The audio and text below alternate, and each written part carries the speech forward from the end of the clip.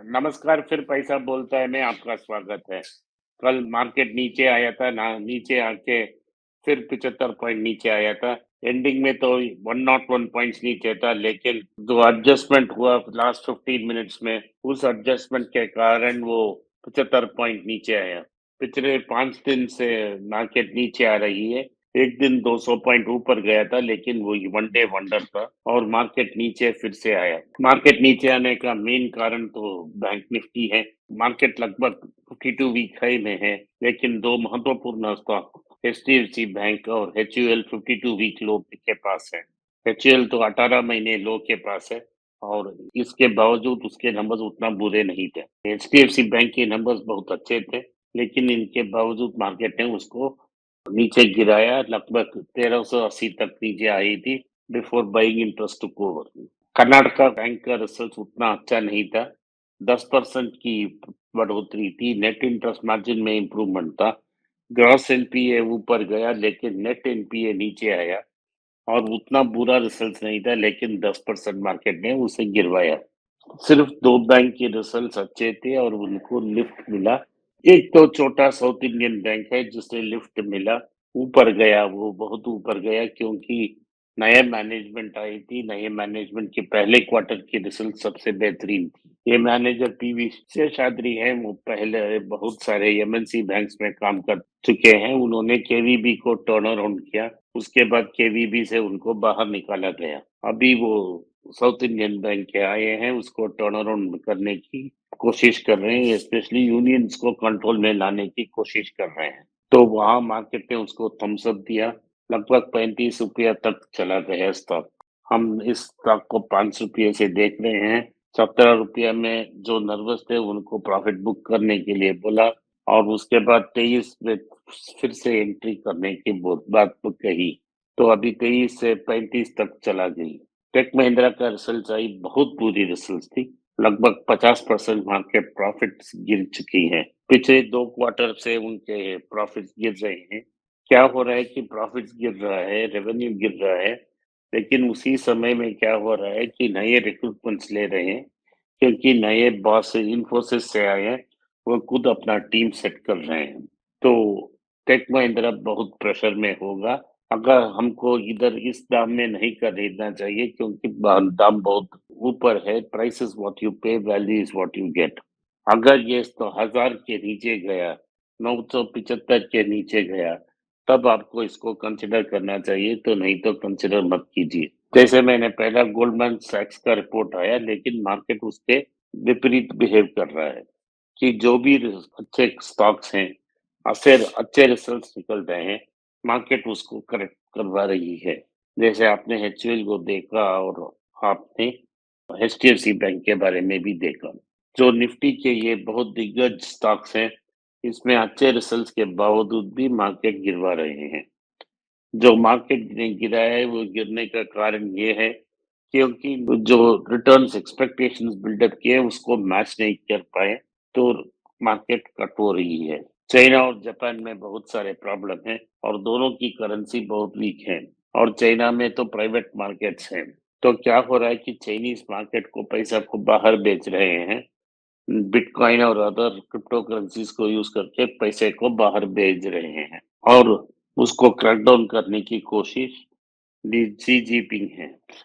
Money is fungible. वो कहाँ मुझको बैठना है उधर जाके बैठेगा, तो आप इसको रोक नहीं सकते। कोई नेता उसको रोक नहीं सकता। बजट एक हफ्ते में आएगा, लेकिन वो इंटरम बजट रहेगा। वो 3 महीने का बजट रहेगा। कोई सब्सटेंशियल बात नहीं होनी चाहिए। फिर भी बैंक ने सोने पर टैक्स की बढ़ोतरी की। फाइलिंग्स नाम के एक चीज है, जैसे कमल में स्टिक आता है, वो स्टिक मैन्युफैक्चरर, हुक मैन्युफैक्चरर पर एक बड़ा टैक्स लगाया है। इसके कारण मार्केट में गर्मी आएगी और मार्केट में स्मगल्ड गोल्ड की एंट्री और ज्यादा होगी। जो पकड़ा गया वो सुई जैसा है। हेज टैग में एक सुई को पकड़ना कितना मुश्किल है, वैसे ही इसको ट्रैक करके पकड़ना बहुत मुश्किल है और फेल हो रहे हैं। वैसे ही मैंने आपको एक वीडियो में बताया था दूसरी चैनल में कि चाइना और अमेरिका से लैपटॉप ला के ला रहे हैं, स्मगल हो रहा है क्योंकि 30-40% नीचे है प्राइस। गोल्ड के बारे में समझता हूँ कि वो अमीर लोगों की है, लेकिन वो भी झूठ बात है क्योंकि जो गरीब है वो पैसा थोड़ा-थोड़ा से सेविंग करके वो भी फिजिकल गोल्ड लेते हैं। तो आप गोल्ड पे ड्यूटी बढ़ा के, टैक्स को बढ़ा के उनको पनिशमेंट दे रहे हैं। अभी पेट्रोल डीजल में कोई दाम की कटौती नहीं आई है, कोई कटौती की गुंजाइश नहीं है। मे बी इलेक्शन के पहले 2 रुपया 5 रुपया वो काटेंगे, लेकिन उसका असर बहुत ज्यादा नहीं होगा।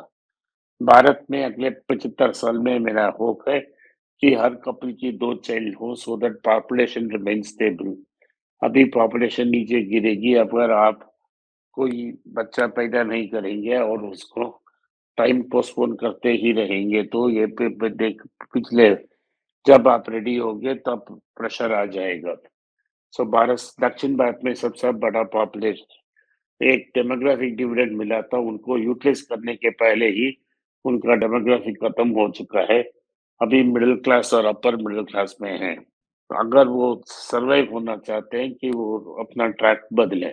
इस समय में सोने के दाम ऊपर जाने के बहुत सारे प्रकाशित चांसेस हैं और इसमें क्या होगा कि सोने के दाम 7,500 में जाएगा।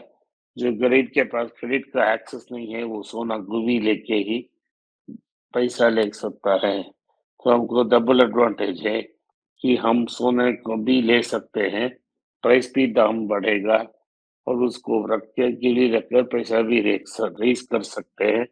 या आउट अगर आपकी पत्नी मांगती है तो आउटराइट सेल भी कर सकते हो ताकि वो उसमें प्रॉफिट्स हो। जो टीवीएस और बजाज की ऑटो ही जो मैंने वही हीरे की सुई के बारे में बताया था। टीवीएस हीरो की सुई था, ऑलरेडी प्राइस बहुत ऊपर था। In spite of 68% rise in earnings उन्होंने मार्केट में उसको गिरवाया। लेकिन बजाज की स्टोरी बहुत म्यूटेड थी, बहुत इम्प्रेसिव थी।